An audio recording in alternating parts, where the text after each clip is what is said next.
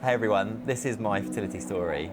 So some years ago, me and my partner made the choice to start a family.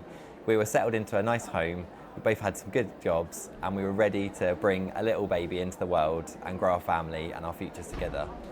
We were young, fit and healthy, and we thought we wouldn't have any fertility issues. In fact, actually, fertility issues was not something we even thought might be a possibility. Some 12 months later, with no pregnancy, no signs of any early pregnancy phases, we then decided to see our GP because we clearly were aware there might be an issue, which was quite a scary thought at the time. Throughout the next 3 years of this process, we joined our local fertility clinic, which was gynecology-led, to look at diagnosing my partner. The blame initially was all on her. We were checking through lots of different investigations, lots of different tests to just try and understand what the issue might be. I had a basic semen analysis, which basically gave me a sperm count, my morphology, my motility, and just make sure that I did really have some swimmers there.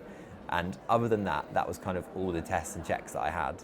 My partner, however, went through so much invasive, different investigations and tests, and it was really quite traumatic to see her go through it. And during this next 3 year period, we were obviously continuing to try naturally without any joy. So we're kind of like 3.5, maybe 4 years in to our fertility journey at this point with not a single sign of pregnancy. And that compounding emotional effect was really quite damaging. I kind of didn't talk about this to anyone. Only my very close family and a couple of friends knew about our journey, but we were constantly getting asked, why are we not having children? Why haven't you had children yet? And all these things compounded to a really difficult emotional whirlwind of a roller coaster ride, because each month we hoped we fall pregnant, but each month we had the dismay of no pregnancy there. So we then referred to a fertility clinic for IVF, and we were kind of promised that we would have a baby with this clinic, and we had this new fresh hope after years of not having any, and all of that hope sort of disappearing, that we would finally have the treatment that we kind of felt that we needed. And so we went through this IVF process. We were NHS funded in the UK, which meant that we had 2 rounds available to us to try and have a baby via IVF. So we had a little bit more investigations, a little bit more testing before we embarked on our very first treatment. And it was a really difficult thing to go through, because seeing my partner inject herself with hormones and all the changes and all the difficult things that she had to go through, it was so hard watching her go through that. But we just hoped at the end of it that it would be worthwhile and that we'd have a baby. I never forget when I was at my very first egg collection, my partner was wheeled down to have eggs removed by a local procedure.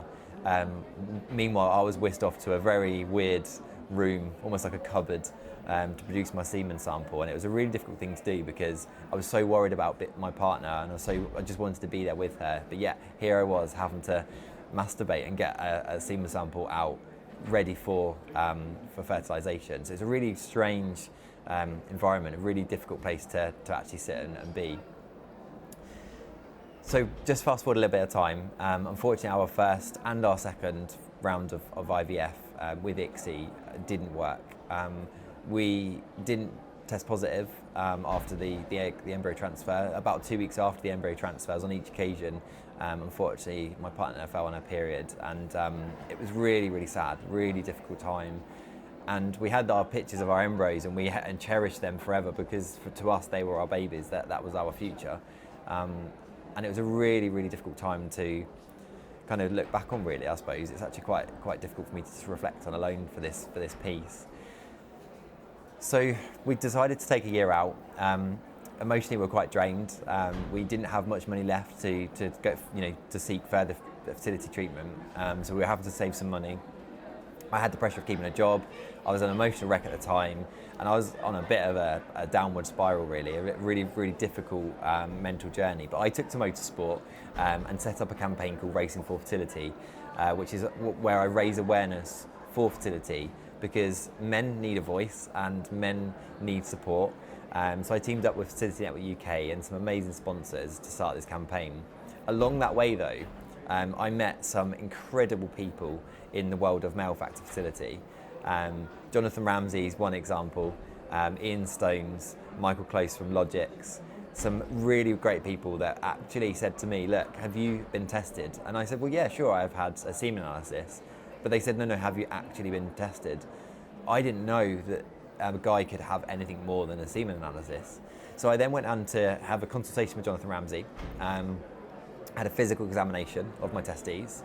I had an ultrasound. I had a DNA fragmentation test done and an oxidative stress test done, just to get a full picture. And these are all things new to me. I didn't realise these were actually a thing that a guy could get checked for. So it turned out that actually I had a problem.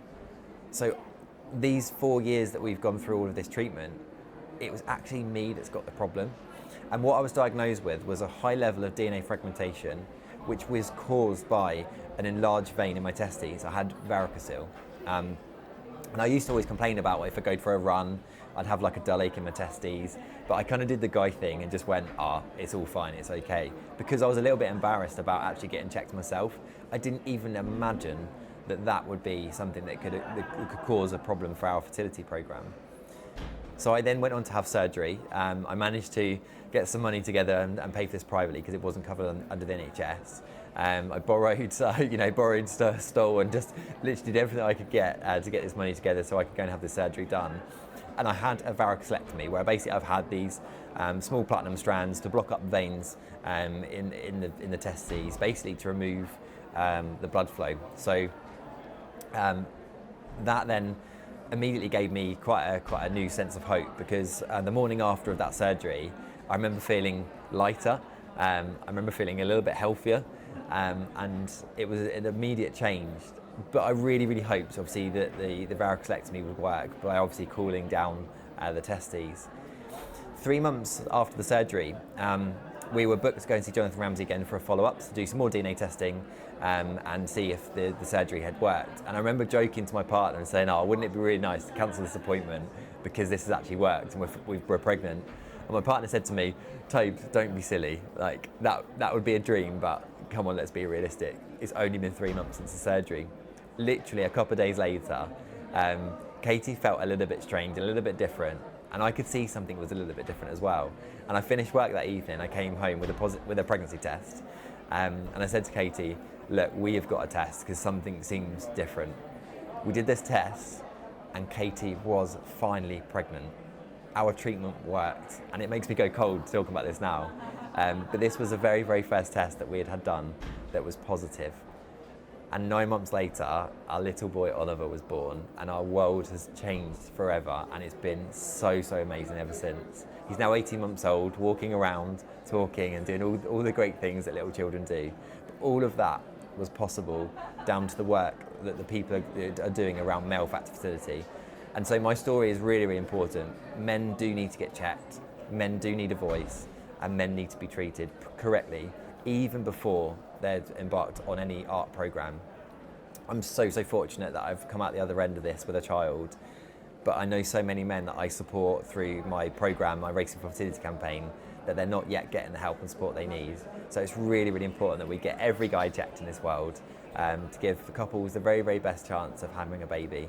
And better still, little Oliver was conceived naturally, which was, for us, was a big moment, because we have a special memory now that will last forever and we can cherish.